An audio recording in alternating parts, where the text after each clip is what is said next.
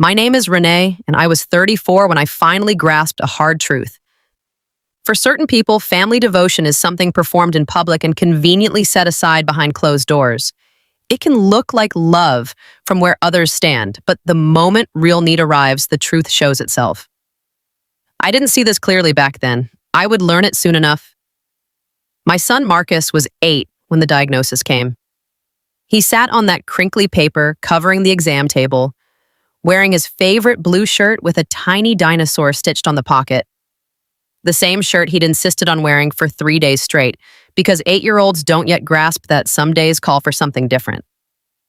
His legs swung freely since they couldn't reach the floor, and he hummed quietly under his breath, some cartoon tune from that morning's television. The physician chose his words with deliberate care. Acute lymphoblastic leukemia. I heard the syllables arrange themselves in my mind, and in response, my brain handed me something absurd and useless. That shirt needs a wash. That was the only thought I could access in that moment. When the doctor finished speaking, Marcus glanced up at me. "Is it bad?" he asked. "We're going to handle this," I answered. Satisfied, he nodded and resumed his humming. "Before I continue, you should understand something about my family. My mother, Sandra, and my father, Gene, never truly forgave me for divorcing. It sounds harsh to put it that way, but it's the honest truth. Kevin came from money and reputation, the kind of family my mother spoke of with a warmth she rarely extended to her own relatives. When the marriage ended, when I was the one who ended it after enduring years of his emotional distance and financial carelessness, my mother took the news with a thin-lipped tightness that never really softened. She never outright said I'd made a mistake. She was too careful for that kind of bluntness. Instead, she simply grew quieter, busier, technically present at gatherings, yet somehow always elsewhere in spirit. It was a withdrawal you couldn't call out directly because it never declared itself outright. It just built up, slow and silent, until the gap between us had become an entire landscape. My father simply mirrored her, as he always did. So when Marcus got sick, I was already used to this terrain, already conditioned to expect less than I actually needed, already fluent in the particular silence that meant don't ask. But Marcus had cancer, and I had 2 more children depending on me, and sometimes you have no choice but to push forward anyway. I was raising 3 kids alone. Marcus, the eldest, was 8. Danny came next at 6, sharp and observant, carrying her brother's same dark, steady gaze. And then Theo, freshly 4, who still mangled certain words in ways that never failed to crack Marcus up. Kevin lived 40 minutes away. His child support arrived whenever he remembered it. He called on birthdays, more or less. In the 2 years since we'd separated, he'd made it clear, without ever saying so directly, that being involved in our children's everyday lives was entirely optional to him. My parents, meanwhile, lived 12 minutes from my apartment. 12 minutes.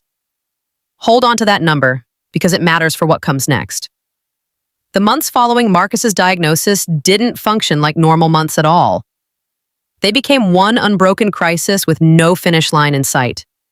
Treatment schedules, surgical port placements, medications with names so complicated, I forced myself to learn them precisely because precision felt like the one thing I could control. Some nights Marcus wept from a pain so deep and specific that nothing I said could touch it. Other nights he was too drained even for tears. Some mornings he'd look up at me from his pillow and ask whether the pain would ever stop. And I'd smile and promise him, "Yes, sweetheart," then retreat to the bathroom and muffle my own crying into a towel so he wouldn't hear. I worked part-time from home whenever I could manage it. A neighbor named Linda, 59 and newly retired, pitched in when her health permitted. Her kindness was simple and unforced, the kind some people just naturally carry. She never needed convincing, never needed elaborate thanks.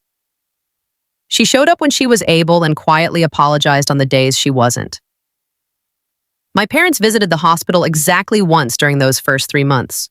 They lasted 40 minutes. My mother brought flowers, not realizing they weren't permitted in the treatment ward due to infection risks, and seemed mildly insulted by the rule. They left before the infusion was even finished. At the door, my mother hugged me and said, "You're so strong, Renee," in a tone that somehow managed to sound like both a compliment and a dismissal of any real concern for how I was doing. I let it pass. I didn't have energy to spare on it. By the 4th month, I called her one Thursday night. Marcus had a lengthy infusion scheduled for the following Tuesday, stretching into evening hours, followed by a meeting with his oncologist. I needed someone to pick up Danny and Theo from their after-school program and keep them overnight, just one night, with grandparents they knew well and had stayed with plenty of times before. I laid it all out, clearly. There was a long pause on the line. "Renee," my mother finally said, "your father and I already have plans Tuesday. We're going to Helen's for dinner. It's been on the calendar for weeks." I let that settle for a moment. "Mom," I said, keeping my voice even, "Marcus has cancer." "I'm aware, Renee, we're all aware. But you can't expect us to drop everything every single time there's an appointment." I had asked them for real help only twice in 4 months. She told me she'd talk it over with my father and call me back. She never did. Not that day. Not the next. When I finally reached her Friday night, she informed me they'd decided it would be too disruptive. I sat afterward in my car at a gas station and called Kevin. He picked up on the 4th ring, laughter and music drifting through the background, the easy sound of people somewhere having a good time. I explained what I needed. One night. Tuesday, the kids. A short pause followed, then something that wasn't quite laughter but lived right next door to it. Casual, unbothered. "Renee," he said, "you're resourceful. You'll figure it out." I sat in that parking lot a long while after hanging up. Danny's classmate's mother, a woman named Carol, I'd spoken with maybe 4 times total, said yes before I even finished my request. She said it the way people do when there's nothing to weigh, no calculations needed. I thought about that the entire drive to the hospital Tuesday evening. I thought about it through the infusion. I thought about those 12 minutes between our homes, about Helen's dinner, about the word resourceful, handed to me like a consolation prize while my child wasted away in a hospital bed. Marcus passed away on a Sunday morning in early March. The room held a particular stillness. Pale daylight filtered through the blinds and narrow bands across the floor, a pattern burned permanently into my memory. I held his hand the entire time. He looked smaller than I'd ever seen him, yet somehow finally at peace. I stayed beside him long after, unwilling to leave because leaving felt like one final abandonment, the only one still within my power to prevent. So I held on until I simply couldn't any longer. My mother had 7 years to work with. 7 years is a long time when someone is quietly and methodically constructing a narrative about themselves. It doesn't happen through grand declarations. It accumulates in small, almost invisible moments. A sigh whenever my name came up in conversation. A carefully timed pause after someone asked about the grandchildren. A sentence that opened with "we tried" and conveniently stopped just short of the truth. By the time Danny turned 13, my mother had built a version of events so often repeated within the family that it had hardened into something resembling fact.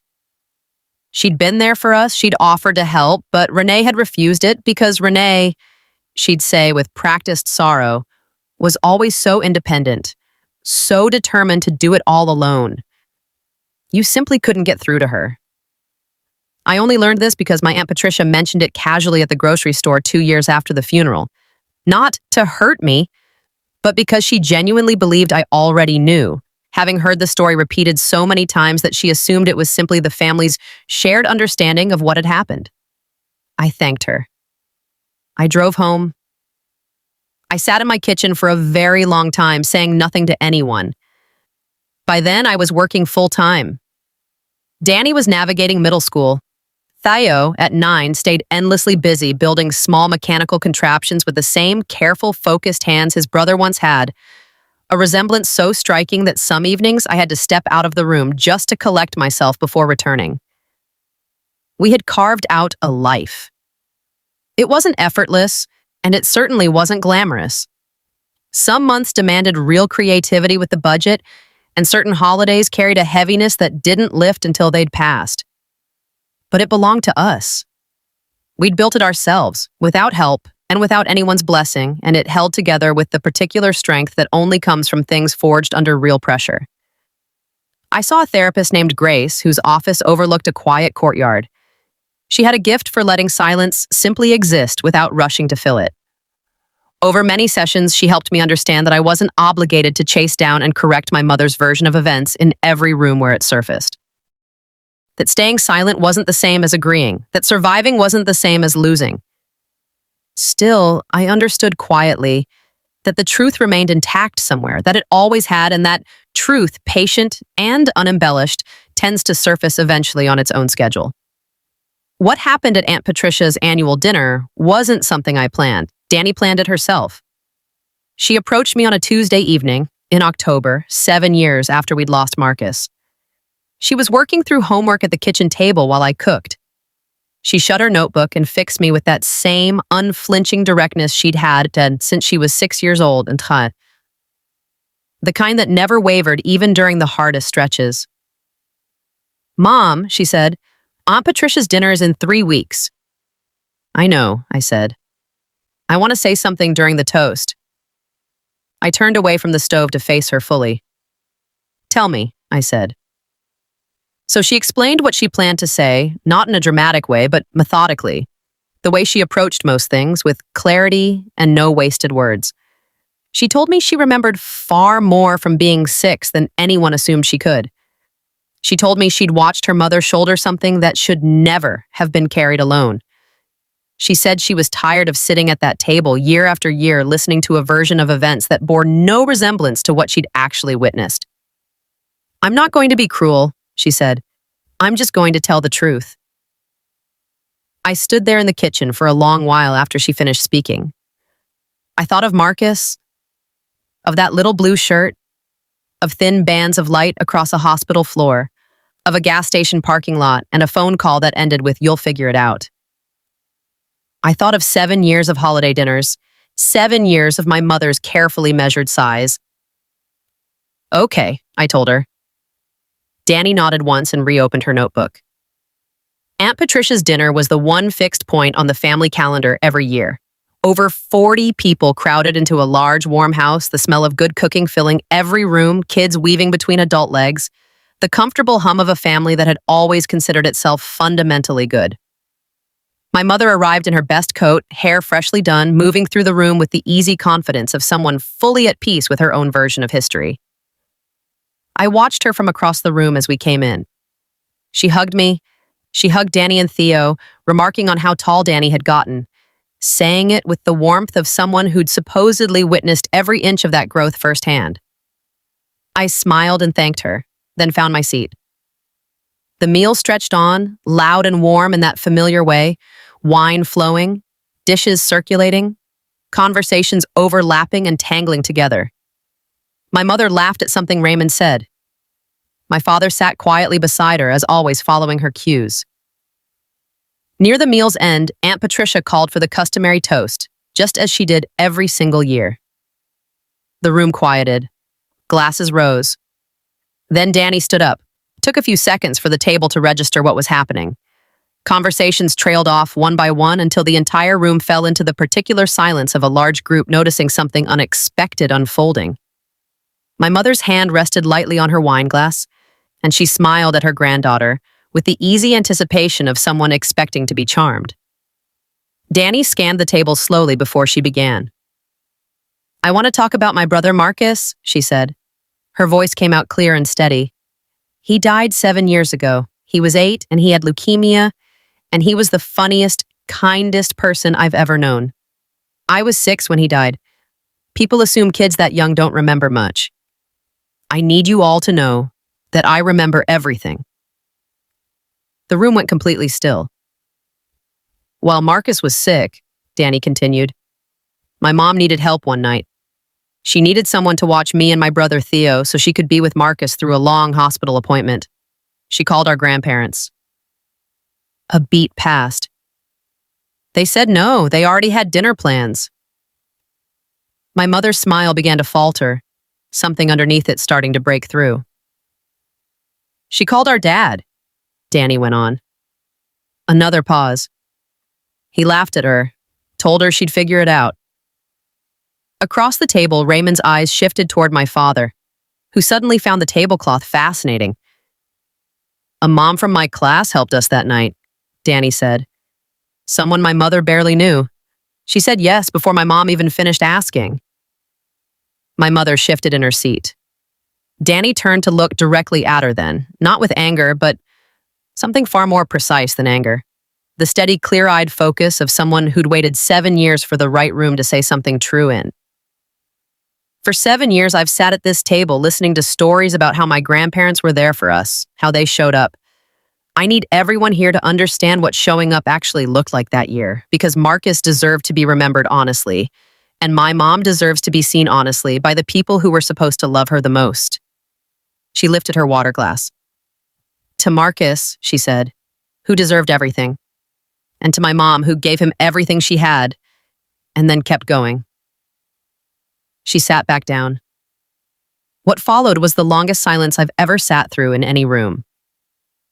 Aunt Patricia raised her glass first, slowly, without a second's hesitation. Raymond followed, then his wife, then the rest of the table one by one, until nearly every glass in the room hung suspended in quiet air. My mother's glass stayed on the table. She sat motionless, her hand flat against the tablecloth beside it, her eyes fixed on some point just past Danny's shoulder. Her expression wasn't grief, it wasn't remorse either. It was the look of someone who'd just been publicly and permanently severed from a story she'd spent years carefully constructing. Someone realizing in real time that the narrative she'd built no longer existed, that this room had just heard something it could never unhear. My father stared down at the table. Roughly 2 minutes passed before my mother announced she wasn't feeling well. She collected her coat from the hallway. My father trailed behind her without meeting anyone's eyes. The front door shut. An engine turned over. Then silence. I looked over at Danny. She met my gaze, calm and steady, her brother's eyes set in her face, 7 years of patience held in the line of her shoulders. I reached across the table and took her hand. Theo, 11 now, was staring intently at his plate, the way he always did when he was fighting back tears. He was unmistakably crying. I reached for his hand, too. My mother called 6 times that night. I picked up once, briefly, to tell her I wasn't ready to talk and would reach out when I was. 3 messages followed, drifting, as her messages always did, from wounded to accusatory. The last one claimed a child shouldn't be used as a weapon. I read it slowly, then saved it the way I'd learned to save things, not as ammunition for some future fight, but for clarity, for those late nights when grief and guilt try to team up and rewrite what actually happened. Kevin found out within the week through people we both knew. He sent one text. Really? You let your kid do that? I read it once, deleted it, and never responded. Some doors close not because of hatred toward whatever lies beyond them, but because you finally accept that opening them again has never once led anywhere worth going. Danny is 15 now. She writes poetry, spare, and exact, the kind that manages to say enormous things using very little space. Theo still builds his mechanical models with that same quiet concentration his brother always carried. We gather for dinner every Sunday. We talk about Marcus, and it isn't only grief anymore. We tell the funny stories, the dinosaur shirt, the words he used to mispronounce on purpose just to make Theo laugh, the way he'd hum cartoon theme songs in waiting rooms without even realizing he was doing it. We're okay. Not without weight, not without a particular kind of absence that keeps reshaping itself, but never fully disappears. But okay in the way that gets built slowly, owned completely, and taken from no one. I think sometimes about what Marcus would have made of his sister standing at that table. I believe he'd have nodded, unsurprised, the way he sometimes did when something simply confirmed what he already knew about a person. He always said Danny was the brave one. He was right. Some truths don't require performance or fury to land with full force. Sometimes a 13-year-old girl can stand in a room full of people who've grown comfortable with a lie for 7 years, hold up a glass of water, and simply speak the truth. And the silence that follows takes care of everything else.